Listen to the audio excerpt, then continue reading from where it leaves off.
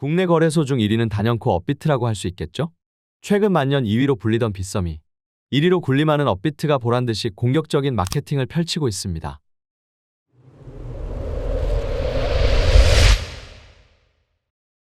최근 마운트곡스 반환으로 인해 마운트곡스 거래소에 대한 관심이 다시 한번 수면 위로 떠오르기도 하고 FTX라는 대형 거래소의 폐업 같은 쇼크들이 있었기 때문에 투더문 코인이 오늘 특별판으로 국내 거래소들의 역사와 현재 현황에 대해 준비해봤는데요. 국내 거래소 중 1위는 단연코 업비트라고 할 수 있겠죠? 최근 만년 2위로 불리던 빗썸이 1위로 군림하는 업비트가 보란듯이 공격적인 마케팅을 펼치고 있습니다. 현재까지 가장 오래된 국내 거래소는 2013년 7월 설립된 코빗이라는 거래소인데요.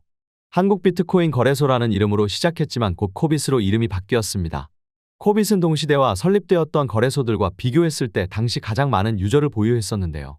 새롭게 탄생한 기술인 블록체인에 대한 기술적 정보 제공에도 진심이었고 국내 거래소 중에는 이더리움을 처음 원화 상장을 지원하는 진취적인 거래소이기도 했습니다. 그러나 정보 제공에만 크게 집중했던 코빗은 빠르게 트렌드를 바꾸어가는 코인 시장의 변화 속도를 따라가지 못하였고 쟁쟁한 후발주자 거래소들이 등장하며 최초의 한국 거래소였음에도 불구하고 점유율 1위 자리를 다른 곳에 내주어야 했습니다. 2014년에 출범한 코인원은 유명 화이트 해커 출신이었던 보안 전문가 차명훈에 의해 만들어졌는데요. 코인원의 가장 큰 특징은 유저 친화적인 시스템을 갖추고 있었다는 것인데 해커 출신 대표였기에 보안에도 특히 신경을 많이 썼는데 다른 거래소들이 툭하면 해킹 사건에 휘말릴 때 코인원은 설립 8년 동안 무사고를 기록할 만큼 보안에 철저했습니다. 깔끔한 UI와 코인 입출금이 빠른 것이 강점이었고 코인원의 프로 차트는 실시간 트레이딩 뷰 같은 전문 차트 시스템이었는데 유저들의 실시간 채팅까지 지원했었습니다. 다른 거래소들의 차트 시스템과는 비교가 안 될 정도로 많은 지표 지원을 하며 매끄러운 구독력을 바탕으로 프로 차트를 사용하려고 코인원에 가입하는 사람들이 많을 정도로 코인원은 후발주자로서 강한 입지를 보여주고 있었습니다. 그 당시 마진거래는 해외 거래소만 있어서 언어 장벽에 의한 국내 유저들의 접근성이 낮았는데 코인원이 2016년 11월 국내 거래소들 중 최초로 마진거래 서비스를 제공했었습니다. 이때 상당한 유저가 늘었지만 경기남부지청 경찰청 사이버 수사대는 코인원의 마진거래를 도박으로 결론 지으며 도박장 개장 대부업법 위반 혐의로 차명훈 대표와 관계자들을 불구속 입건합니다. 마진거래는 이로써 몇 달도 안 돼서 종료하게 되었고 일부 유저들까지 불러 조사를 하기도 했는데요. 유저들은 별 이상 없이 풀려났지만 코인원 관계자들은 2021년 4월 3년이 지나서야 무죄를 받을 수 있었고 이 사건은 경찰 조사가 진행 중이라는 점 때문에 불안감을 느낀 유저들이 코인원을 꾸준히 이탈하게 했는데요.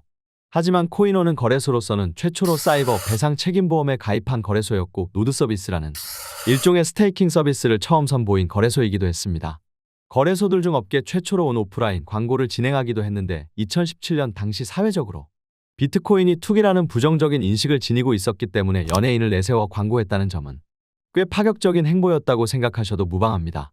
이용자 보호센터 신설, 자금 세탁 방지 체계 강화를 위한 AML 센터 신설 등 보안에 각별했고 유저 친화적이며 적극적인 커뮤니케이션을 한 거래소였지만 이제는 유저 친화적인 것보다 공격적인 투자 환경이 필요한 시기로 넘어가면서 코인원도 그 니즈를 따라가지 못해 다른 거래소의 점유율을 뺏기기 시작합니다. 최초의 거래소였던 코빗 다음으로 생겼던 엑스코인이라는 거래소는 2013년 12월 설립되었지만 2015년도에 이름을 변경하게 되는데요. 바로 지금의 빗썸입니다. 처음에는 비트코인만 거래 지원했는데 시기상 거래소가 일찍 시작했다는 점 외엔 별다른 장점이 있진 않았습니다. 빗썸이 크게 성장한 시기는 코인원의 점유율은 떨어졌고 비트코인의 본격적인 상승장이었던 2017년이라고 할 수 있는데 2013년부터 빗썸에 가입한 고객들은 다단계와 지인 투자를 했던 장년층 가입이 이루어져 현물 장투족이 많았다는 것이 빗썸에겐 큰 행운이었습니다. 초기에 코인을 소액 투자했던 사람들까지도 2017년에 모두 크게 잭팟을 터뜨리는 일이 많아 고액 투자자가 많이 생겼던 것입니다. 고액 투자자가 된 사람들은 장년층 이상의 연령대가 많았는데 이들의 특징은 보수적인 한국 사람들의 특성상 쉽게 거래소를 변경하지 않는다는 것이었고 빗썸은 이 점을 잘 파악해 큰손들을 위한 정책을 많이 내놓기 시작했는데 빗썸은 다른 거래소들과 달리 매매 수수료가 0.25%로 비싼 편이었지만 수수료 쿠폰 사용 시 크게 할인이 되었기에 거래액이 큰 투자자들에게 유리한 구조로 만든 것이었습니다. 고래 투자자를 잡아두기 위해 분기별로 VIP용 선물을 전달하기도 했고 한때 클럽비라는 전용 서비스를 출시해 낮은 수수료, 트레이더를 위한 전문 인터페이스 등 혜택을 제공하는 다양한 서비스를 내놓았었습니다. 또한 빗썸이 크게 성장한 배경엔 중국인들의 영향이 있습니다. 중국 정부가 자국 내에서 비트코인을 금지하려는 움직임이 강해지자 중국인들은 자금을 빗썸으로 많이 옮겨오기 시작했는데요. 중국 투자자들이 현금을 들고 와서는 빗썸 본사 앞에서 줄 서서 대기했다는 일화가 있을 정도로 빗썸에는 많은 자금이 몰려들었고 중국 출신의 코인들 상장을 적극적으로 하며 큰 거래 볼륨을 만들어내 한때는 바이낸스의 거래량을 뛰어넘을 때도 있을 정도였습니다.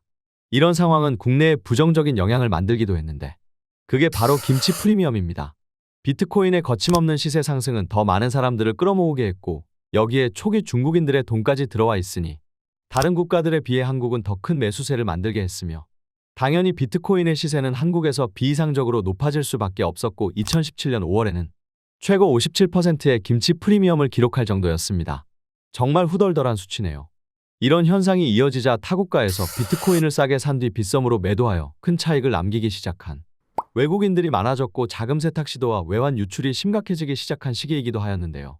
어쨌든 빗썸은 2016년부터 2017년까지 1년 사이에 20명에 달하던 직원이 850명으로 늘어났고 43억 매출이 1900억 추정 매출이 될 정도로 말도 안 되는 성장을 이뤄냈는데요. 이때 빗썸 직원들은 연봉의 3배가량의 거액 성과급을 받기도 했었고 역삼동에 11층짜리 빌딩을 통째로 임대한 지 얼마 되지도 않아 다시 건물을 알아보고 다닐 정도로 엄청난 규모의 사업체로 성장했습니다.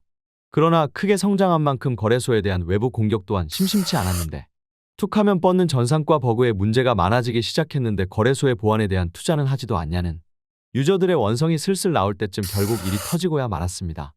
2017년 6월 해커의 2차례 공격으로 직원 개인 PC가 털리면서 36,480여 건의 고객 개인정보가 유출된 것인데요. 총 5,850만 원의 과태료와 행정처분을 받고 해당 고객들에게 인당 10만 원씩을 보상하며 일단락되었지만 보안에 취약한 거래소라는 부정적인 인식을 심어줬던 게 가장 큰 이슈였고 더 큰 문제는 고래 투자자에 너무 집중하고 있던 나머지 시장이 점점 대중화돼 가고 있음을 눈치채지 못했다는 것인데요. 이때 카카오에게 투자를 받고 있던 벤처기업 두나무 카카오톡 연동 주식거래 서비스를 개발하고 운영해본 경험을 가진 업비트가 2017년 10월 본격 출시하게 됩니다. 한국인이라면 대부분 사용하는 카카오톡 계정을 연동해 쉽게 계좌 개설과 로그인을 할 수 있게 함으로써 가입자 접근성을 높이게 했고 앱 자체 속도가 빠르지만 실시간 차트 기능도 매끄럽게 구동되어 빗썸과 월등한 차이를 보였는데 웬만한 주식거래 앱보다 더 편리하다는 평을 받을 정도였는데요. 그럼에도 업비트의 입장에선 빗썸의 벽은 높았고 한 사건을 계기로 빗썸을 제치고 국내 1위 거래소라는 영예를 차지할 수 있었는데 해당 내용은 2부 영상을 통해 찾아뵐 예정이오니 알림 구독 설정 꼭 하셔서 2부에서도 유익한 내용 얻어가시기 바랍니다.